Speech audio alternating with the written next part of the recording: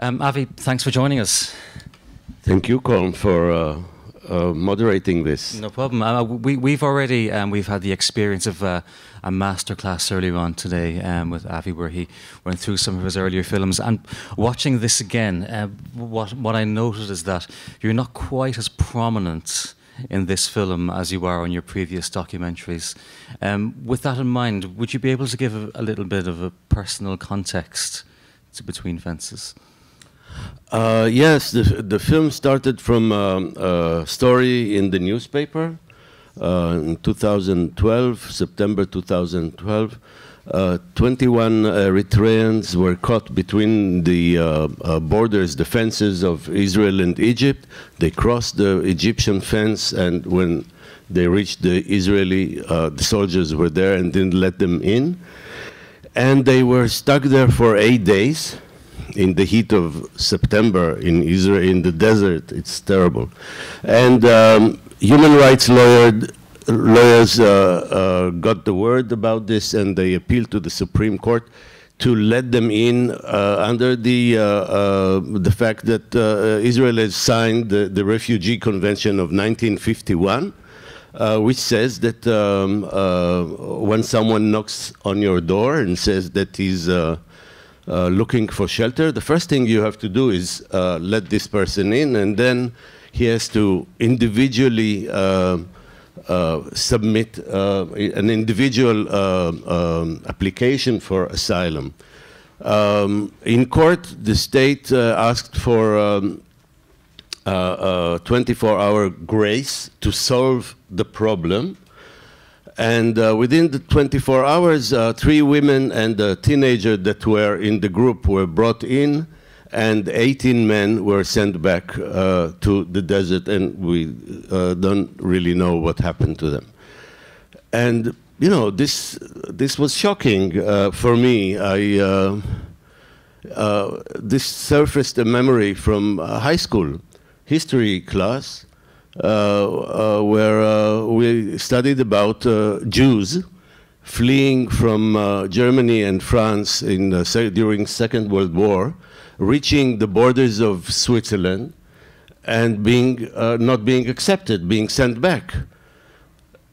And the teacher said, this can never happen again, anywhere, to anybody. This should never happen again. And here we are doing this to others, forgetting that we were asylum seekers, or our parents or grandparents were asylum seekers. And this started a whole thought of how to address the Israeli public with an issue that they are not empathetic to. And the first thought was to take a refugee story that Israelis identify with very easily, our own, and stage it with asylum seekers, with African asylum seekers. And I thought maybe the twist could lead to some kind of understanding. So I don't know how to work with actors, and definitely not with non-actors. And I recruited Chen Alon, who's an expert in theater of the oppressed, a method that was developed by Augusto Boal, Brazilian theater director and revolutionary, who was in exile during the years of dictatorship, exile in Europe. And I told Chen the idea that I had, and he said that he wanted to do it, but the idea of theater of the oppressed is that you don't impose a story. The story is derived from the experiences, or from the experience of the participants, the oppressed. Voila, I said, okay. I will follow your method. It made sense that you don't impose your story on them, and hoped for the best. And this was the time when Holot has opened, and they collected people who were in Israel already for 7 or 8 years. As you must have noticed that they speak perfect broken Hebrew. Holot offered nothing: a bed, food, horrible food, 3 roll calls per day, and full-time desert. So we started going down there. We found this wonderful hangar that we turned into our studio. And eventually, after a few months, we started the workshop. You mentioned that the lack of imposition of a story, and looking at the finished film, it's a film that doesn't provide any answers. Is that connected, do you think? That the finished film it's completely open-ended? It's open-ended. Reality is open-ended. What do we know about, the asylum seekers issue is not an Israeli, an Israeli-only problem, and of course here in Europe it's a huge issue, and I'm not sure that either we or people in Europe have really found the right way to deal with, first of all, with the problems on the ground of people arriving, and how to accommodate them, how to deal with their homelessness and their detachment from their society. But I don't think that Europe has started to seriously think about how all this happened. It didn't start. It didn't happen with the Iraq War or with the Syrian revolution. It started a long time earlier, and there are endless reasons for that. And I think that Europe has a lot of thinking to do, but I can't see the end of this question. I'm just going to open it to the audience for a second. Does anybody have any questions for Avi at this juncture? There's a microphone coming, so if you can hold your question.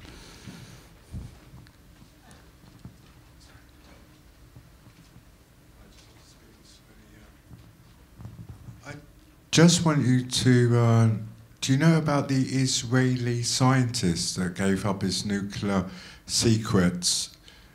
Nuclear scientist that's in prison in Israel for basically being someone against this state that has no trial. Do you know of him at all? Mordechai Vanunu is not in prison anymore, right? But he's under terrible restrictions. Yeah, of course. Yeah, I just want to know that. And the other thing is, what do you think about Epstein's new deal that was in foreign policy? By Mr. Epstein, foreign policy, and where the President of the United States is trying to put that across into American foreign policy. Epstein's new deal. I spoke to it on Al Jazeera when the South Korean anti-globalization was in Seoul. I don't know who Epstein is or what the deal is, but I think that we are trying to discuss maybe we'll maintain what we just saw or related issues, you know. Sure, I said that. Yeah. I said that was related. I have no idea what who Epstein is. We'll just carry on for the moment. I mean, earlier on, I think you referred to yourself was as a proxy traitor in Israel. You were considered a proxy. Traitor by proxy. Traitor yes. by proxy, yeah. How did this film go down in Israel? What was the reception like? First, we need to explain this proxy, proxy by traitor or traitor by proxy. I'm a board member of Breaking the Silence and one of the founders of this organization. And this organization today is called by many, including cabinet members, traitors. So I was never named personally as a traitor, but again, as a board member of this organization, I'm happy to oblige. I can't really tell you how the film was accepted in Israel. This is a film that doesn't have a broadcaster in Israel, unlike all of my previous films that were broadcasted in a tiny cable channel, but still broadcasted. It was shocking to think that you make a film and nobody will see it, beside a few Cinematheque screenings. Mm-hmm. So I uploaded it to YouTube with Hebrew subtitles, so that you will not be able to watch it. Don't take it personally. And hired a digital marketing company of young people mm-hmm. who boosted it up for money. Yeah. I'm a very innovative producer, as you understand. I pay so that people watch. When you walk out, you will get your share. So they succeeded in a few weeks' work to get 50,000 clicks on the YouTube link. This doesn't mean that 50,000 people watched it, but according to YouTube statistics, about 9% watched it in full. Mm-hmm. So, well, I did. I mean, I cannot afford to hire them for a longer period. So I don't really know how the film was accepted. I'm going to try this again with a qualification. So if anyone has any questions for Avi, ideally about the film or about him, that would be amazing. There's a lady... I don't know Epstein. So about Epstein. What was the reception of the film among the actors in your workshop? Look, when the theater play was ready, this was many months before the film was ready, we performed it first time outside the fences of Holot. We brought a generator and speakers, and about 1,000 people came out of Holot to watch the play about their life. And then when the film was ready, exactly a year later, on Refugee Day, 18th of June 2016, we did a double feature outside of the camp again. In the afternoon, we did the show, the theater show, and then when the sun came down, we screened. We had a huge screen, and then there were 3,000 people. And wow. This was probably the most moving screening of my life. In so many films that I've done, I've never had such a supportive crowd, and I've never had the opportunity to share with others parts of their life. And I should be modest about it. I mean, it's parts, but it was fantastic. And really, around the theater group that is still working, still performing once or twice a month, there is a little community that has been created of asylum seekers and Israelis. And it's a wonderful, really something that I don't think we planned or we thought would happen. Almost 2 years on, is the play still being performed in Israel? Yeah. Once or twice a month, mostly prepaid performances, because we don't. In the beginning, we also hired theaters and played there, but now it's invited by institutions or by a group of art activists, etc., and they purchase the the play. We must have the actors paid for the performance because they miss work days. So it's very important to send the message across, but the African asylum seekers cannot miss work and not be paid. So we insist on that. Are there any other questions? There's in the row there to the left. Thank you. I was wondering how you got the actors to participate in the project, because you said you couldn't go into Holot yourself. So how did you spread the message and ask them to participate? Holot is an open detention center. Between roll calls, they can walk out into the desert, and outside of the camp, there's like you saw at least one scene where they are sitting on those picnic tables. So outside, there's also there were periods where there was like a market. And a self-generated market outside because the food inside is terrible. And so Chen and me would go there for a couple of months every week and bring some snacks and Cokes. And in the beginning, they really suspected us to be immigration. But we made contacts, and little by little, we knew more and more people and spread the message. The thing is that we didn't cast the participants.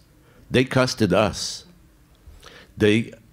Some came and left, some came, left, and reappeared, and some got stuck. And you see this in the film, that this question of why people disappearing was a very serious question. We also asked ourselves if it was something that we were doing wrong. Maybe we chose to impose our own ideas on them. Maybe this is not what...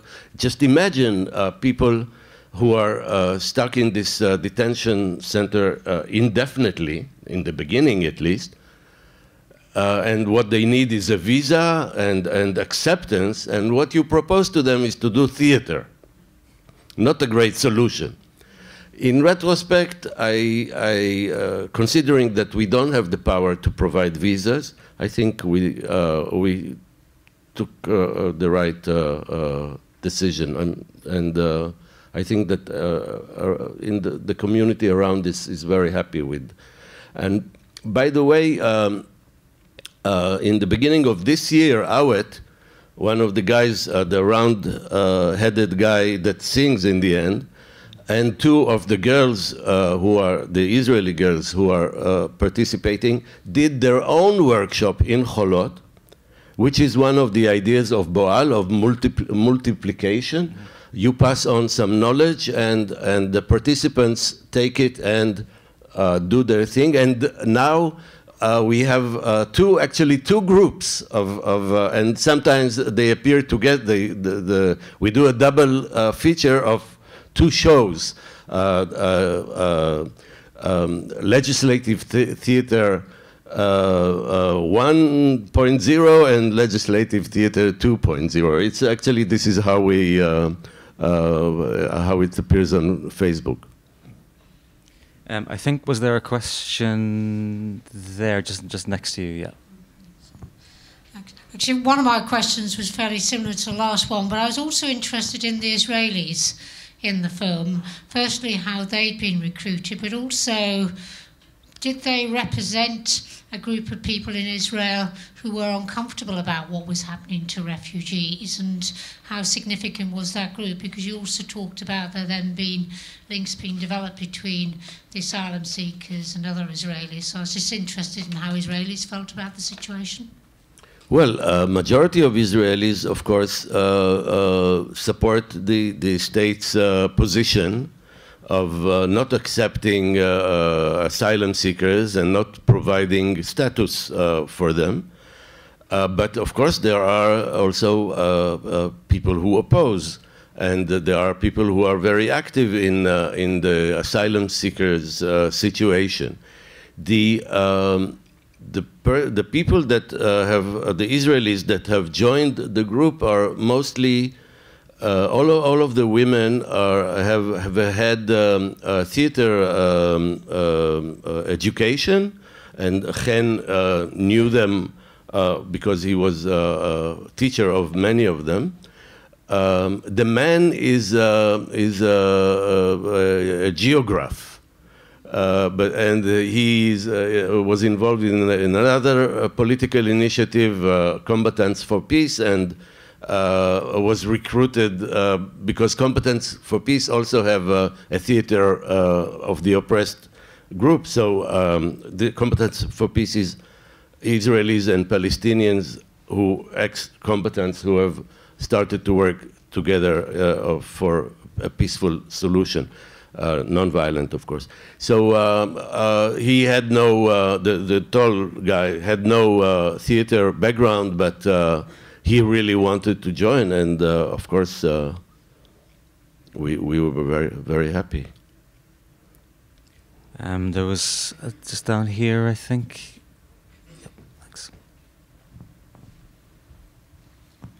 I was fascinated by the approach that you use in the method of Boal.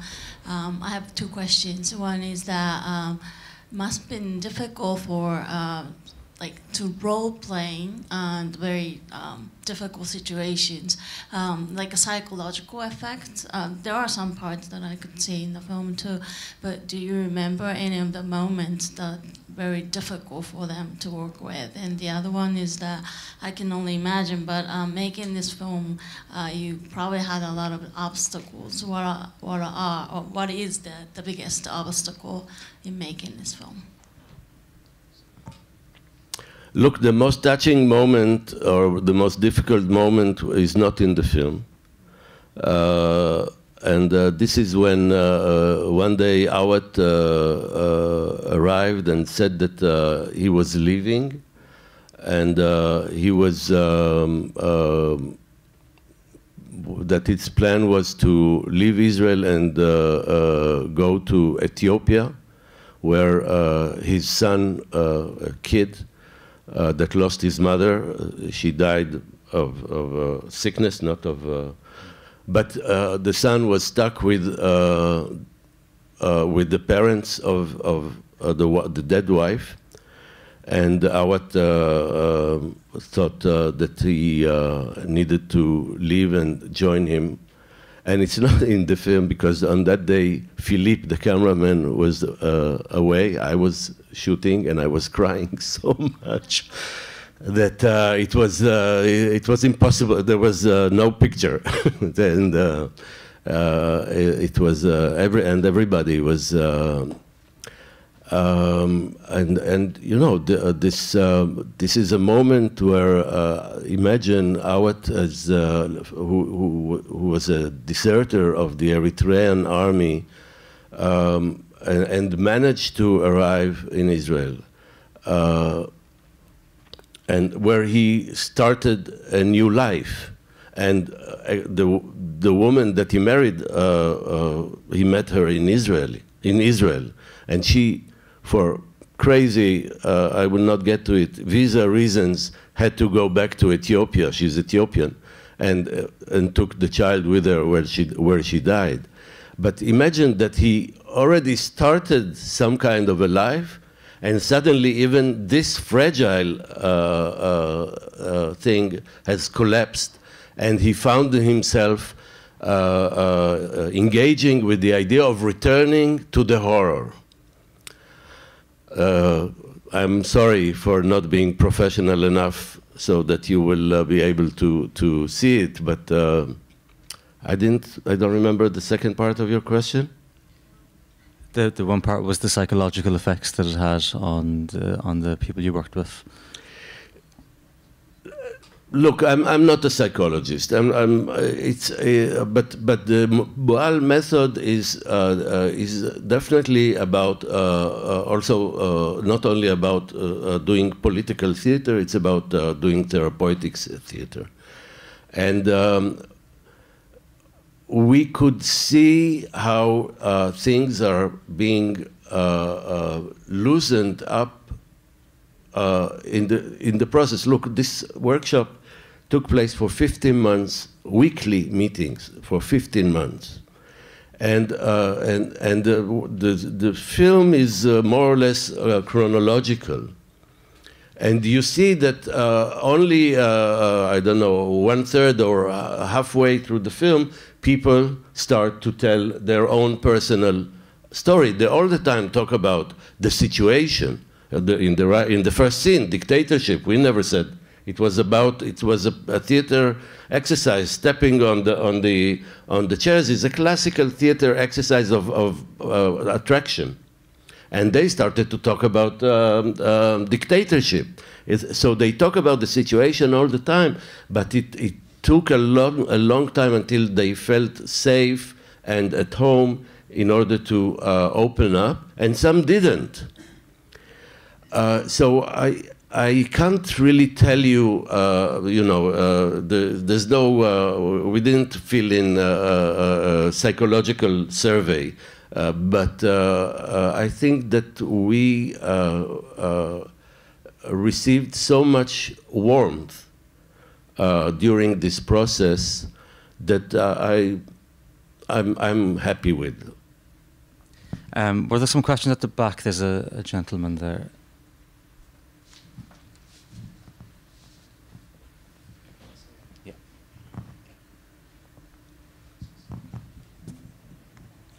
Thank you. First of all, I'd like to congratulate you on a great piece of work.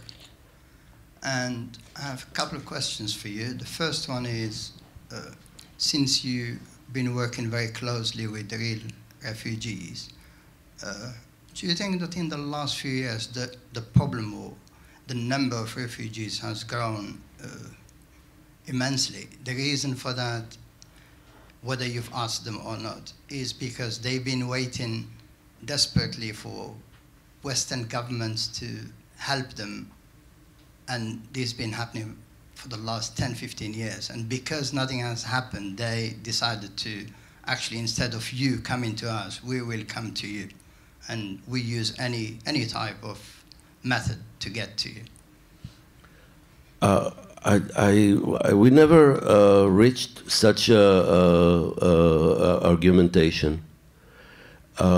The Sudanese have been under, and mostly Darfurians, have been under genocide. And they fled when they could, or when they felt that they were personally in danger.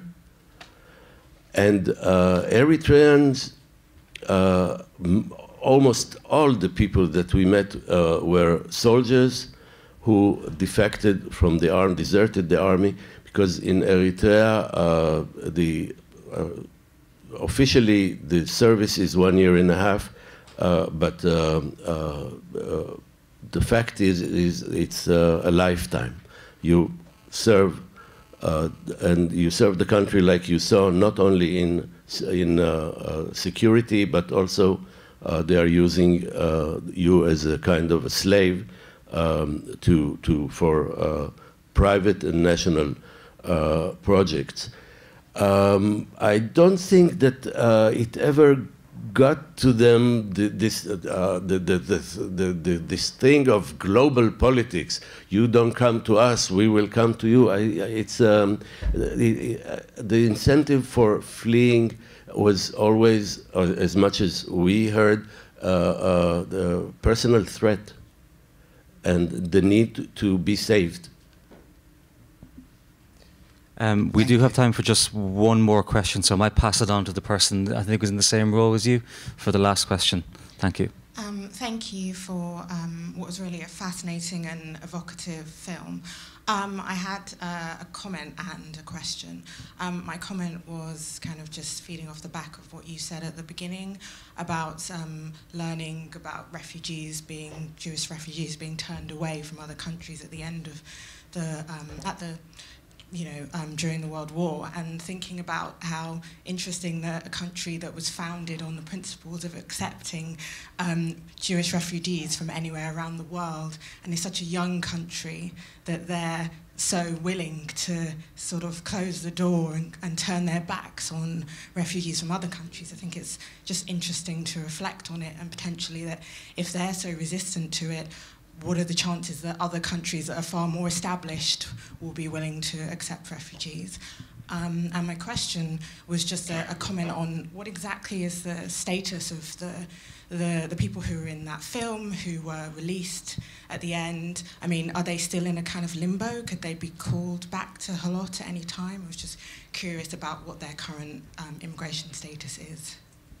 Okay, the legal status of all the African asylum seekers in Israel is that they have no status.